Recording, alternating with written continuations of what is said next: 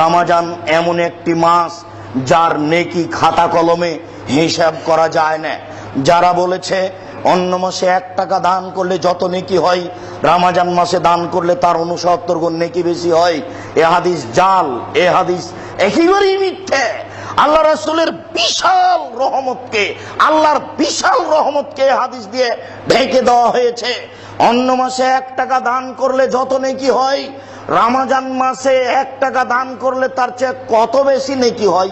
5 কোটি বললে ভুল হবে, 50 কোটি বললে ভুল হবে। তার মানে মানুষ জানে না কত বেশি নেকি হয়। মানুষ যদি এর হিসাব করে তাহলে আল্লাহর দিনকে, আল্লাহর রহমতকেও খাটো করে দেখেছে, ও ছোট করে দেখেছে। ও রমজানই বুঝেনি কাজ কি জিনিস, ও রহমতই বুঝেনি কি জিনিস।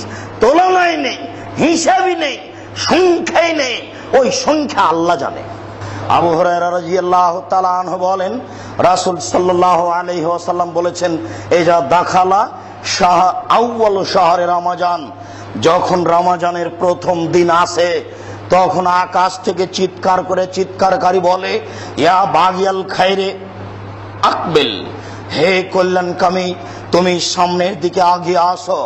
ইয়া বাগিয়া শাররে, হে পাপী তুমি পাপ থেকে একটু বিরত থাকো।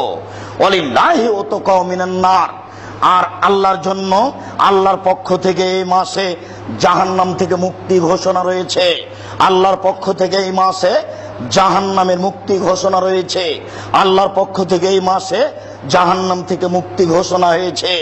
এটা প্রতিদিন চিৎকার করে ফেরেশতা বলতে থাকেন, পাপী তুমি পাপ থেকে বিরত থাকো, কল্যাণকামী তুমি কল্যাণের দিকে আগিয়ে আসো। আশ্চর্য হলেও সত্য, এই রহমতকে ঠেকানোর জন্য মানুষ অন্ধভাবে লেগে পড়েছে। যে কোনো মূল্যে সে ঠেকাবেই। ঠেকানোর সবচেয়ে বড় মাধ্যম হচ্ছে খুব ইফতারি, একবারে এমন ইফতারি করলো পেট টান টান। ও ভালো করে তারাবিও পড়তে পারে না, ও কি দিয়ে রমজানকে মূল্যায়ন করবে? 1, 2, 11 মাসে যত ব্যবসায়ী ব্যবসা করেছে, রমজানে তার চেয়ে 50 গুণ বেশি ব্যবসা করবে। মানে সবাই হন্যে হয়ে লেগে আছে, টাকার টাকা। রমজান মাস মানে ইনকাম, রমজান মাস মানে টাকা। যখন টাকার পিছনে লেগে যাওয়া হবে তখন রহমতকে ঠেকানো হচ্ছে। দর্জি বুঝেন কিনা, দর্জি খলিফা ওই রমজানের আগে থেকে 15 জন 20 জন কর্মচারী লাগাচ্ছে, তারপরেও সে সাপ্লাই দিতে পারে না।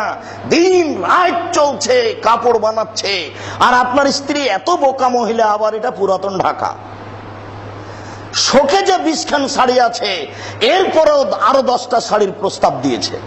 ও নিজে বাজার করবে, মানে রহমতকে ঠেকাবে। বাপ বেটি বেটা স্বামী স্ত্রী সবাই মিলে। এইটা আমি বুঝাতে পারবো কিনা শহরের মানুষ, আমরা তো গ্রামের মানুষ।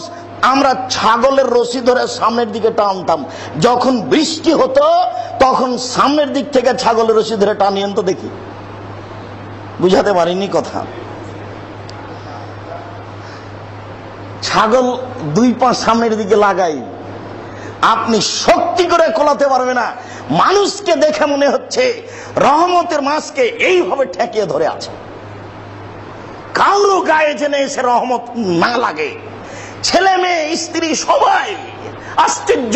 কেউ বলে না স্ত্রীকে যে হ্যাঁ তোমার জন্য আমি 2টা শাড়ি কিনতে রাজি আছি, শোকেজ যে 20টা আছে ওটা ফকিরকে দাও, তারপরে আগে শোকেজ খালি করো, তারপরে কোনো কথা।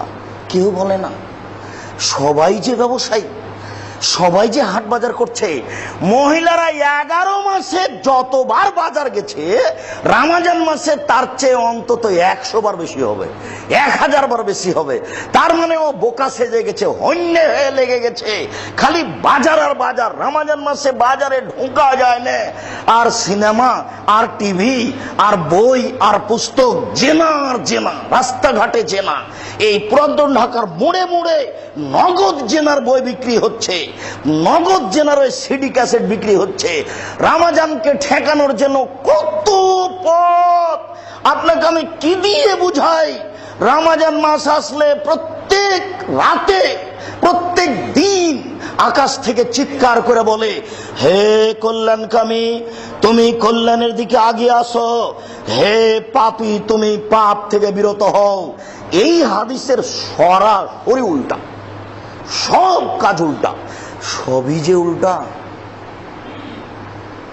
খাওয়া উল্টা, হাট বাজার উল্টা, ব্যবসা উল্টা, নারীদের বাজার উল্টা, জেনা ব্যভিচার উল্টা। 11 মাসে এত জেনা ব্যভিচারের পাতা দেখা যায় না। আপনি খালি বাজারে বের হয়ে একটু ঘুরেন না, কত যে জেনার সিন্ডিকেট আছে তার কোনো হিসাব নাই। একবারে নগদ জেনার বই পুস্তক খোলা মাঠে বিক্রি হচ্ছে, আর মোবাইল খোলা মাঠে, সব কিছু। আপনাকে আমি বুঝাতে পারছি না বিষয়টা।